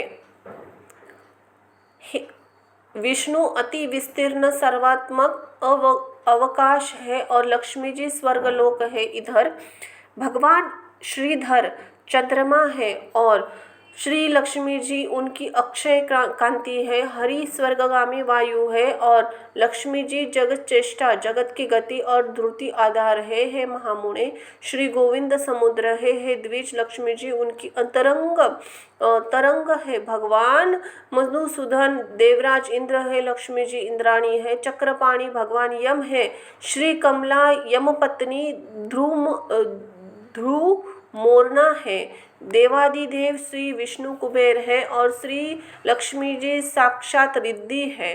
श्री केशव स्वयं वरुण और महाभागा लक्ष्मी जी गौरी है। हे द्विज श्री हरि देवसेनापति स्वामी कार्तिक है और श्री लक्ष्मी जी देवसेना है। हे द्विजोत्तम भगवान गदाधर आश्रय है और लक्ष्मी जी शक्ति है। भगवान निमेश है और लक्ष्मी जी काष्ठा है। वे मूर्त है और ये कला है। सर्वेश्वर सर्वरूप श्री हरि दीपक है और लक्ष्मी जी ज्योति है। श्री विष्णु वक्ष रूप है और जगत माता श्री लक्ष्मी जी लता है। चक्र गदाधर देव श्री विष्णु दिन है और लक्ष्मी जी रात्रि है। वरदायक श्री हरि वर है और पद्य निवासिनी श्री लक्ष्मी जी वधु है। भगवान नंद है और श्री जी नंदी है। श्री जी नदी है। भगवान नंद है और श्री जी नदी है। कमल नयन भगवान ध्वजा है और कमल लया लक्ष्मी जी पताका है। जगदीश्वर परमात्मा नारायण लोभ है और लक्ष्मी जी तृष्णा है तथा है मैत्रेय पति रीति और राग भी साक्षात श्री लक्ष्मी और गोविंद रूप ही है। अधिक क्या कहा जाए। संक्षेप में यह कहना चाहिए कि देव त्रियक और मनुष्य आदि में पुरुषवाची भगवान हरि है और स्त्रीवाची लक्ष्मी जी इनके परे और कोई नहीं है। इति श्री विष्णु पुराणे प्रथम अंश 8 अध्याय यहाँ समाप्त हुआ। बोलो जय जय हो श्री हरि नारायण की। वासुदेवाय नमो नमः। प्रथम अंश अध्याय 9। दुर्वासा जी के शाप से इंद्र का पराजय। ब्रह्मा जी की स्तुति से प्रसन्न हुए भगवान का प्रकट होकर देवताओं समुद्र मंथन का उपदेश करना तथा देवता और दैत्यों का समुद्र मंथन। ओम नमो लक्ष्मी नारायणाय वासुदेवाय नमो नमः। जय जय श्री हरि नारायण। श्री पराशर जी बोले, हैं मैत्रेय, तुमने इस समय मुझसे जिसके विषय में पूछा है वह श्री संबंध लक्ष्मी जी का इतिहास मैंने भी मरीचि ऋषि से सुना था, वह मैंने तुम्हें सुनाता हूँ। सावधान होकर सुनो। एक बार शंकर के अंश अवतार श्री दुर्वासा जी पृथ्वी तल में विचर रहे थे। घूमते घूमते उन्होंने एक विद्याधरी के हाथों में सनातन पुष्पों की एक दिव्य माला देखी। वे ब्राह्मण उन गंधों से सुवासित होकर वह वनवासियों के लिए अति सेवनीय हो रहा था। तब उन उन्मत्त वृत्ति वाले विप्रवर ने वह सुंदर माला देखकर उसे उस विद्याधर सुंदरी से मांगा। उसके मांगने पर उस बड़े बड़े नेत्रों वाली क्रूशांगी विद्याधरी ने उन्हें आदरपूर्वक प्रणाम कर वह माला दे दी। हे मैत्रेय, उन उन्मत्त वेशधारी विप्रवर ने उसे लेकर अपने मस्तक पर डाल दिया, पृथ्वी पर विचरने लगे। इसी समय उन्होंने उन्मत्त ऐरावत पर चढ़कर देवताओं के साथ आते हुए त्रिलोक्याधिपति शचीपति इंद्र को देखा। उन्हें देखकर मुनिवर दुर्वासा ने उन्मत्त के समान वह मतवाले भारों से गुंजायमान माला अपने सिर पर उतारकर देवराज इंद्र के ऊपर फेंक दी। देवराज ने उसे लेकर ऐरावत के मस्तक पर डाल दी। उस समय वह ऐसी सुशोभित हुई मानो कैलाश पर्वत के शिखर पर श्री गंगा जी विराजमान हो। उस उन्मत्त हाथी ने भी उसकी गंध से आकर्षित हो उसे सुंड से सूंघकर पृथ्वी पर फेंक दिया। हे मैत्रेय, यह देखकर मुनिश्रेष्ठ भगवान दुर्वासी अति क्रोधित हुए और देवराज इंद्र से इसी प्रकार बोले। दुर्वासा जी कहे, अरे ऐश्वर्य के मद से दूषित चित्त इंद्र, तू बड़ा ढीठ है। तूने मेरी दी हुई संपूर्ण शोभाओं की धाम माला को कुछ भी आदर नहीं किया। अरे तूने न तो प्रणाम करके बड़ी कृपा की, ऐसा ही कहा, और न हर्ष से प्रसन्न वंदन होकर उसे अपने सिर पर रखा। रे मूढ़, तूने मेरी दी हुई माला का कुछ भी मूल्य नहीं किया, इसलिए तेरा त्रिलोक का वैभव नष्ट हो जाएगा। इंद्र, निश्चय ही तूने मुझे और ब्राह्मणों के समान ही समझा है, इसलिए तुझ अति मानिनी ने हमारा इस प्रकार अपमान किया है। अच्छा, तूने मेरी दी हुई मालाओं को पृथ्वी पर फेंका है, इसलिए तेरा यह त्रिभुवन भी शीघ्र ही श्रीहीन हो जाएगा। हे देवराज, जिसके क्रुद्ध होने पर संपूर्ण चराचर जगत भयभीत हो जाता है, उस मेरा ही तूने अति गर्व से इसी प्रकार अपमान किया है। श्री पराशर जी बोले, तब तो इंद्र ने ही तुरंत ही ऐरावत हाथी से उतारकर निष्पाप मुनिवर दुर्वासा को अनुवय विनय करके प्रसन्न किया। तब उसके प्राण आदि करने से प्रसन्न होकर मुनिश्रेष्ठ दुर्वासी उससे इस प्रकार कहने लगे। दुर्वासा जी बोले, इंद्र, मैं कृपालु चित्त नहीं हूँ, मेरे अंतःकरण में क्षमा को स्थान नहीं है। हे मुनिजन, तो और ही है, तुम समझो, मैं दुर्वासा ही हूँ न। गौतम आदि अन्य मुनियों को व्यर्थ ही तूने इतना मुंह लगा लिया है, पर याद रख, मुझ दुर्वासा का सर्वस्व तो क्षमा न करना ही है। दयामूर्त वशिष्ठ जी आदि बढ़ बढ़कर स्तुति करने से तो इतना गर्विला हो गया कि आज मेरा भी अपमान करने चला है। अरे, आज तो त्रिलोक में ऐसा कौन है जो मेरे प्रज्वलित जटाकलाप और टेढ़ी भ्रुकुटी को देखकर भयभीत न हो जाए। तू शतकर्ता, तू बारंबार अनुवय विनिमय करने वाला ढोंग क्यों करता है? तेरे इस कहने सुनने से क्या होगा? मैं क्षमा नहीं कर सकता। श्री पराशर जी बोले, रे ब्राह्मण, इसी प्रकार कहकर विप्र वहां से चले गए और इंद्र भी ऐरावत पर चढ़कर अमरावती को चले गए। हे मैत्रेय, तभी से इंद्र के सहित तीनों लोग वृक्ष लता आदि में क्षीण हो जाने से श्रीहीन और नष्ट भ्रष्ट होने लगे। तब से यज्ञों का होना बंद हो गया। तपस्वियों ने तप करना छोड़ दिया। लोगों को दान और धर्म में चित्त नहीं रहा। हे द्विजतम, संपूर्ण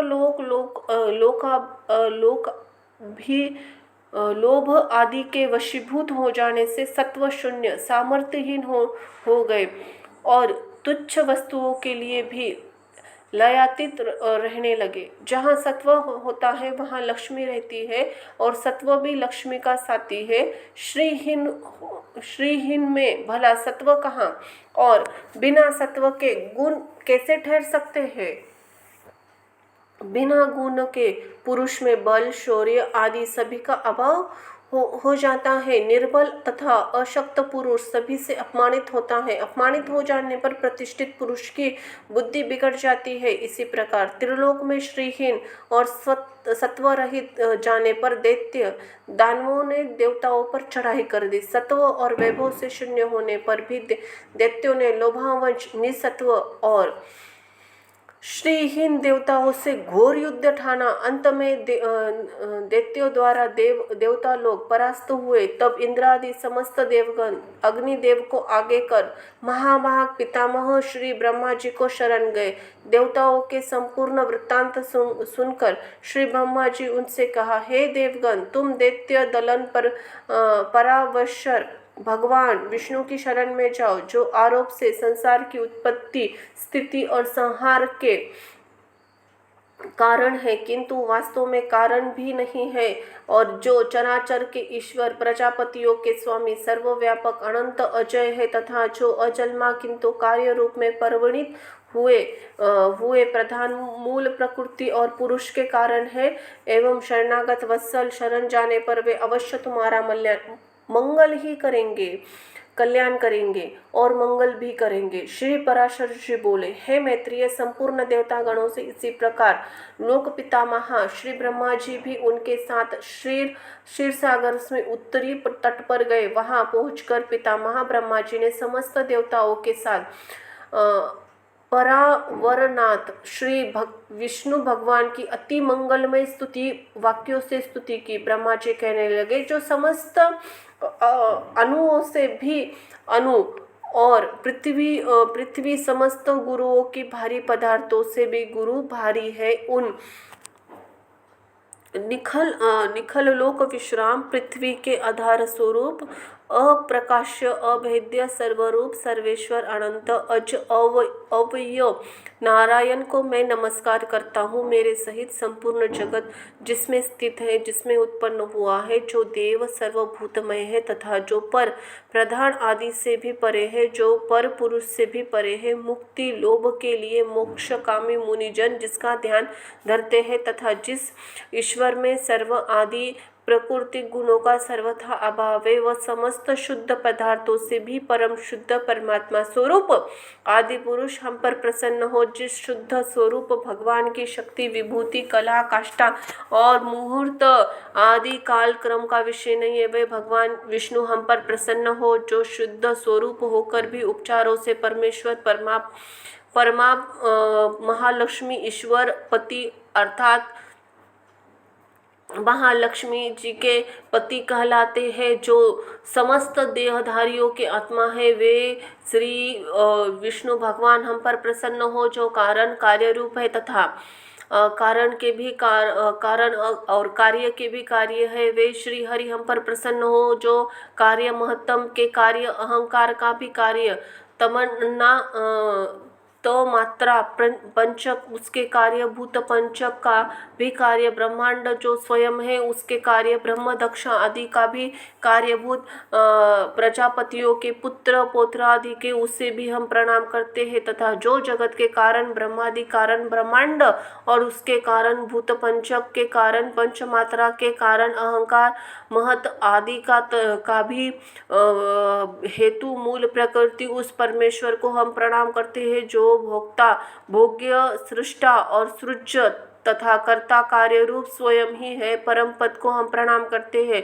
जो विशुद्ध बोध स्वरूप, नित्य, अजन्मा, अक्षय, अव्यय, अव्यक्त और अविकारी है। वही विष्णु का परम पद स्वरूप है, जो न स्थूल है, न सूक्ष्म है, न किसी विशेषण का भी विषय है। वही भगवान विष्णु का नित्य निर्मल पद है। हम उसको प्रणाम करते हैं, जिसके आयुतांश 10,000 अंश, आयुतांश में भी यह विश्व रचना की शक्ति स्थित है, तथा जो पर ब्रह्म स्वरूप है, उस अवयव को हम प्रणाम करते हैं। नित्य युक्त योगीगण अपने पुण्य पापादि का क्षय हो जाने पर ओमकार आदि चित्तन है, जिस अविनाशी पद का साक्षात्कार करते हैं, वही भगवान विष्णु का परम पद है, जिसको देवगण, मुनिगण, शंकर और मैं कोई भी नहीं जान सकते। वही परमेश्वर श्री विष्णु का परम पद है, जिस अभूतपूर्व देवकी ब्रह्मा विष्णु और शिव रूप शक्तियाँ है, वही भगवान विष्णु परम पद है, सर्वेश्वर सर्वभूतात्मक है, सर्वस्वरूप है, सर्वाधिकार है, अच्युत है। विष्णु, हम भक्तों पर प्रसन्न होकर हमें दर्शन दीजिए। श्री पराशर जी बोले।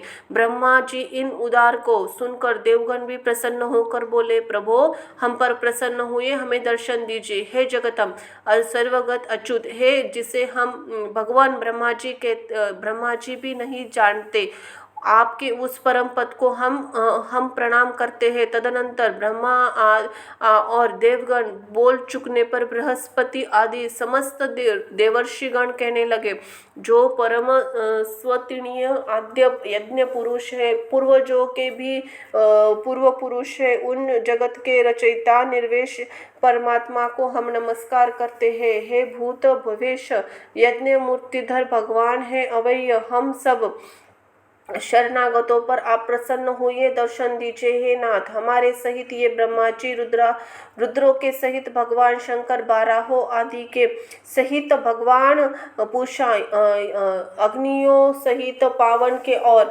दोनों अश्विन कुमार, 8 वसु, समस्त मृदुगण, साध्यगण, विश्वेदेव तथा देवराज इंद्र, ये सभी दैत्य सेना से पराजित होकर अति प्रणत ही हो आपकी शरण में आए हैं। श्री पराशर जी बोले, हे मैत्री, इसी प्रकार किए जाने पर शंख चक्राधारी भगवान परमेश्वर उनके सम्मुख प्रकट हुए। तब उस शंख चक्राधारी उत्कृष्ट तेज राशि में अपूर्व दिव्य मूर्ति को देखकर पितामह आदि समस्त देवगण अति विनय पूर्वक प्रणाम कर शोभवंश चकित नयन हो उन कमल नयन भगवान की स्तुति करने लगे। देवगण बोले, हे प्रभु, आपको नमस्कार है। आप ही निर्वेश है, तथापि आप ही ब्रह्मा है, आप ही शंकर है, तथा आप ही इंद्र, अग्नि, पवन, वरुण, सूर्य, यमराज है। हे देवगण, वसुगण, मरुदगण, साध्यगण, विश्वेदेवगण आप ही है, तथा आपके सम्मुख यह देव समुदाय है। जगत श्रेष्ठा वह आप ही है, क्योंकि आप ही सर्वत्र परिपूर्ण है, आप ही यज्ञ है, आप ही षटकार है और वह षटकार है, तथा आप ही ओकार प्रजापति हे, सर्वात्मक विद्या, वेद और संपूर्ण अपहारिका स्वरूप है। हे वैष्णव, दैत्यों से परास्त हुए हम आतुर होकर आपकी शरण में आए हैं। हे सर्वस्वरूप, आप हम पर प्रसन्न हुए, आपने तेज से हमें सशक्त कीजिए। हे प्रभु, जब तक जीव संपूर्ण पापों को नष्ट करने वाले आपकी शरण में नहीं जाता, तभी तक उसमें दीनता, इच्छा, मोह और दुख आदि रहते हैं। हे प्रसन्नात्मक, हम शरणागतों पर आप प्रसन्न हुए। हे नाथ, आप अपनी शक्ति से हम सब देवताओं के खोए हुए तेज को फिर बढ़ाइए।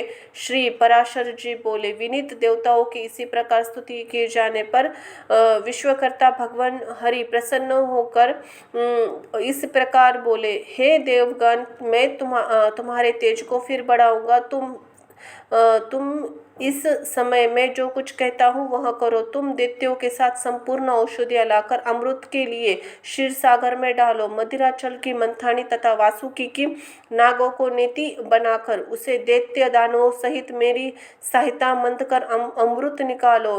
तुम लोग समांतिकी का अवलंबन कर दैत्यों से कहो कि इस काम में सहायता करने से आप लोग भी इसके फल में समान भाग पाएंगे। समुद्र मंथन, उसके जो अमृत निकलेगा उसका पान करने से तुम सबल और अमर हो जाओगे। हे देवगण, तुम्हारे लिए मैं ऐसी युक्ति करूँगा जिससे तुम्हारे द्वेषी दैत्यों का अमृत न मिल सकेगा और उसमें हिस्से में केवल अमृत मंथन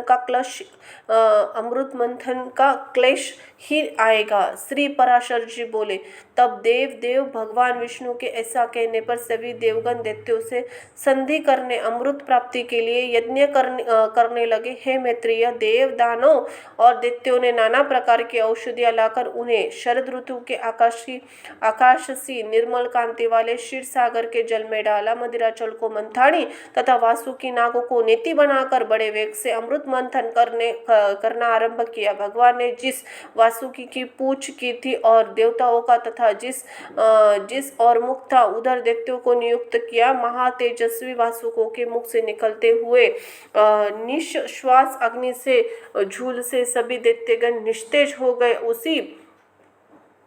उसी श्वास वायु से विक्षिप्त मेघाओं की पूंछ से बरसते रहने से देवताओं की शक्ति बढ़ गई है। महामुनि भगवान स्वयं कूर्म रूप धारण कर क्षीर सागर में घूमते हुए मदिराचल के आधार हुए और वे ही चक्र गदाधर भगवान अपने एक अन्य रूप से देवताओं में एक अन्य रूप से दैत्यों में मिलकर नागराज को खींचने लगे। तथा हे मैत्रेय, एक अन्य विशाल रूप में जो देवता और दैत्यों को दिखाई नहीं देता था, श्री केशव ने ऊपर से पर्वत को दबाकर रखा। भगवान श्री हरि अपने तेज से नागराज वासुकी को बल का संचार करते थे। अपने अन्य तेज से वे देवताओं का बल बढ़ा रहे थे। इसी प्रकार देवता दानवों के द्वारा क्षीर समुद्र के मंथे जाने पर पहले ही हवि यज्ञ सामग्री की आश्रय रूपा सूर पूजिता कामधेनु उत्पन्न हुई है। महामुनि उसी समय और दानवगण अति आनंदित हुए और उसकी और चित्त खींच कर जाने से उसकी टकटकी बंध गई। फिर स्वर्गलोक में क्या हुआ, यह क्या है, इसी प्रकार चिंता करते हुए सिद्धों के समक्ष मद से घूमते हुए नेत्रों वाली वारुणी देवी प्रकट हुई और पुनः मंथन करने पर उस क्षीरसागर से अपने ही गंध से त्रिलोकों की सुगंधित करने वाली तथा सूर सुंदरियों का आनंदवर्धक कल्पवृक्ष हुआ। हे मैत्रेय, तत्पश्चात क्षीर सागर से रूप और उदारता आदि गुणों से युक्त अति अद्भुत अप्सराएं प्रकट हुई। फिर चंद्रमा प्रकट हुआ जिसे महादेव जी ने ग्रहण कर लिया। इसी प्रकार क्षीर सागर से उत्पन्न हुए विष को नागों ने ग्रहण किया। फिर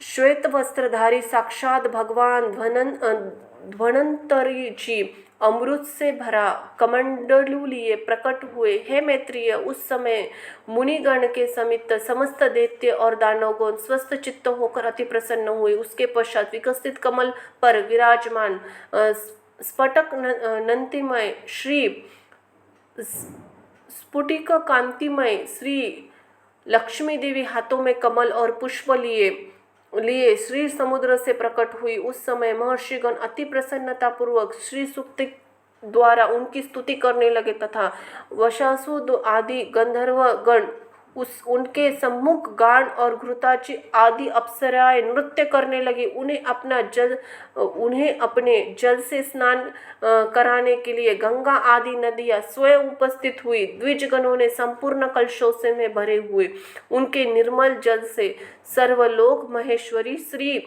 लक्ष्मी देवी को स्नान कराया। श्री सागर ने मूर्तिमान होकर उन्हें विकसित कमल पुष्पों की माला दी तथा विश्वकर्मा ने उनके अंग प्रत्यंग में विविध आभूषण पहनाए। इसी प्रकार दिव्य माला और वस्त्र धारण कर दिव्य जल से स्नान कर दिव्य आभूषणों से विभूषित हो श्री लक्ष्मी जी संपूर्ण देवताओं को देखते देखते श्री विष्णु के भगवान के वक्ष स्थल में विराजमान हुई है। मैत्रेय, श्री हरि के वक्ष स्थल में विराजमान श्री लक्ष्मी जी का दर्शन कर देवताओं को अकस्मात अत्यंत प्रसन्नता हुई और हे महाभाग, लक्ष्मी जी परिव्यक्त होने के कारण भगवान विष्णु के विरोधी विप्रचलित आदि दैत्यगण परम उद्विग्न व्याकुल हो उठे। तब वो महाबलवान दैत्यों ने श्री धन्वंतरी जी के हाथ से कमंडलू छीन लिया जिसमें अति उत्तम अमृत भरा हुआ था। अंतः स्त्री मोहिनी रूपधारी भगवान विष्णु ने अपनी माया से दानवों को मोहित कर उनसे वह कमंडलू लेकर देवताओं को दे दिया। तब इंद्र आदि देवगण उस अमृत को पी गए। इससे दैत्य लोग अति तीखे खड़ंग शस्त्रों से सुसज्जित होकर उन पर टूट पड़े, किंतु अमृत पीने के कारण बलवान हुए देवतागण मारी काटी जाकर दैत्यों की संपूर्ण सेना दिशा विदिशाओं में भाग गई और कुछ पाताल में चली गई। फिर प्रसन्नता पूर्वक शंख चक्र गदाधारी भगवान को प्रणाम कर पहले की समान स्वर्ग का शासन करने लगे। हे मुनि श्रेष्ठ, उस समय में प्रखर तेज युक्त भगवान सूर्य अपने मार्ग से तथा अन्य तारागण भी अपने अपने मार्ग से चलने लगे। सुंदर दीप्तिशाली भगवान अग्निदेव अत्यंत प्रज्वलित हो उठे। उसी समय समस्त प्राणियों के धर्म में प्रवृत्ति हो गई। हे द्विजतम, त्रिलोकों की श्री संपन्न हो गई। देवताओं में श्रेष्ठ इंद्र भी पुनः श्रीमान हो गए। तदनंतर इंद्र ने स्वर्गलोक में जाकर फिर से देव राज्य पर अधिकार पाया और राज्य सिंहासन पर आरूढ़ हो पद्यहस्ता श्री लक्ष्मी जी की इस प्रकार स्तुति की।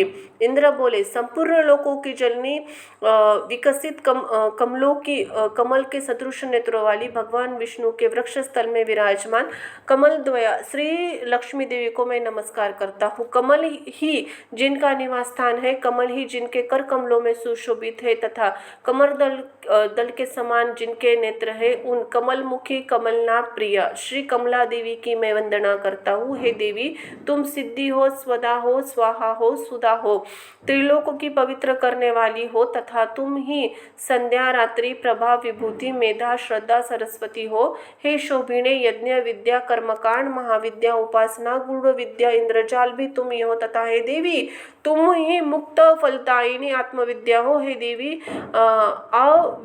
विक्ष की तर्क विद्या, वेद त्रयी, वार्ता, शिल्प, वाणी आदि भी, दंड नीति, राजनीति भी तुम ही हो। तुमने ही अपने शांत और उग्र रूप से यह समस्त संसार व्याप्त किया हुआ है। हे देवी, तुम्हारे बिना ऐसी कौन सी स्त्री है जो देवादिदेव भगवान गदाधर के योगीजन चितित सर्व यज्ञमय शरीर का आश्रय पा सके। हे देवी, तुम्हारे छोड़ देने पर संपूर्ण त्रिलोकी नष्ट प्राय हो गई थी। अब तुम्ही ने उसे पुनः जीवन दान दिया है। हे महाभागे, स्त्री, पुत्र, गृह, धन, धान्य तथा सुहृदय ये सब सदा आप ही के ही दृष्टिपात से मनुष्य को मिलते हैं। हे देवी, तुम्हारी कृपा दृष्टि के पात्र पुरुष के लिए शारीरिक आरोग्य, ऐश्वर्य, शत्रु पक्ष का नाश, सुख आदि कुछ भी दुर्लभ नहीं है। तुम संपूर्ण लोकों की माता हो। हे और देवादिदेव भगवान हरि पिता है और हे माते, तुमसे ही श्री भगवान विष्णु के ये सकल चराचर जगत व्याप्त है। हे सर्वव्यापिनी मातेश्वरी, हमारे कोष, खजाना, गोष्ठ, पशुशाला, गृह, भोग सामग्री, शरीर और स्त्री आदि को आप कभी न त्यागे, अर्थात इनमें भरपूर रहे। आई वृक्षस्थल निवासिनी, हमारे पुत्र, सुहृद, पशु और भूषण आदि को आप ही कभी न छोड़े। हे अमले, जिन मनुष्य को तुम छोड़ देती हो उन्हें सत्व, मानसिक बल, सत्य, सोचशील आदि गुण भी शीघ्र ही त्याग देते हैं। तुम्हारी कृपा सृष्टि होने पर तो गुणहीन पुरुष भी शीघ्र ही शील आदि संपूर्ण गुण, कुलहीनता तथा ऐश्वर्य आदि से संपन्न हो जाता है। हे देवी, जिस पर तुम्हारी कृपा सृष्टि होती है वही प्रशंसनीय, वही गुणी है, वही धनभाग्य, वही कुलीन बुद्धिमान है तथा वही शूरवीर और पराक्रमी है। हे विष्णु प्रिय, हे जगत जननी, तुम जिससे विमुख हो तो उसके तो शील आदि सभी गुण तुरंत ही अवगुण रूप हो जाते हैं। हे देवी, तुम्हारे गुणों का वर्णन करने में तो श्री ब्रह्मा जी भी रचना भी समर्थ नहीं है, तो फिर मैं क्या कर सकता हूँ। अंत ही कमल नहीं है, अब मुझ पर प्रसन्न हुए और मुझे कभी न छोड़े। श्री पराशर जी बोले, हे देवी, इसी प्रकार सम्यक स्तुति किए जाने पर भूत स्थिता श्री लक्ष्मी जी स्वयं देवताओं को सुनते हुए इंद्र से इस प्रकार बोली। श्री लक्ष्मी जी बोली, हे देवेश्वर इंद्र, मैं तेरे स्रोत से अति प्रसन्न हूँ। तुझको अभी अविष्ट भी वही वर मांग ले, मैं तुझसे वर देने के लिए आई हूँ। इंद्र बोले, देवी, यदि आप वर देना चाहती है और मैं भी यदि वर पाने योग्य हूँ तो मुझे पहला वर यही दीजिए कि आप इस त्रिलोक का कभी न त्याग करें, और हे समुद्र संभवे दूसरा वर मुझे यह दीजिए कि जो कोई आपकी इस स्त्रोत से स्तुति करे, उसको आप कभी न त्यागे। श्री लक्ष्मी जी बोली है, देव श्रेष्ठ इंद्र, अब इस त्रिलोक में कभी ना छोड़ूंगी। स्त्रोत से प्रसन्न होकर मैं तुझे वर देती हूँ, तथा जो कोई भी मनुष्य प्रातःकाल और सायंकाल के समय इस स्त्रोत का मेरी स्तुति करेगा, उससे मैं कभी विमुख न होंगी। श्री पराशर जी बोले हैं, मैत्रेय, इस प्रकार पूर्व काल में महाभागा श्री लक्ष्मी जी देवराज स्त्रोत रूप आराधना से संतुष्ट होकर उन्हें ये वर दिए। लक्ष्मी जी पहले भृगु द्वारा ख्याति नामक स्त्री से उत्पन्न हुई। अमृत मंथन के समय देव दानवों के प्रयत्न से वे समुद्र से प्रकट हुई। इसी प्रकार संसार स्वामी देवादिदेव श्री विष्णु भगवान जब अवतार धारण करते हैं, तभी लक्ष्मी जी उनके साथ रहती है। जब श्री हरि आदित्य रूप हुए तो वे पद्य से उत्पन्न हुई और पद्या कहलाई, तथा जब वे परशुराम हुए तो ये पृथ्वी हुई। श्री हरि राम होने पर ये सीता जी हुई। कृष्ण अवतार में श्री रुक्मिणी जी हुई। इसी प्रकार अन्य अवतारों में भी ये भगवान से कभी पृथक नहीं होती। भगवान देवरूप होने पर ये दिव्य शरीर धारण करती है और मनुष्य होने पर मानवीय रूप से प्रकट होती है। विष्णु भगवान के शरीर के अनुरूप ही अपना शरीर बना लेती है। जो मनुष्य लक्ष्मी जी के जन्म की इस कथा को सुनेगा अथवा पढ़ेगा, उसके घर में वर्तमान, आगामी और भूत तीनों कालों में रहते हुए लक्ष्मी का कभी नाश न होगा। हे मुने, जिस घरों में लक्ष्मी स्त्रोत का पाठ होता है और कहल की आधारभूता दारिद्र्य कभी नहीं ठहर सकती। हे ब्राह्मण, तुमने जो मुझसे पूछा था कि पहले भृगु जी की पुत्री होकर फिर लक्ष्मी जी क्षीर समुद्र में से उत्पन्न हुई, सो मैंने तुमसे यह सब वृत्तांत कह दिया।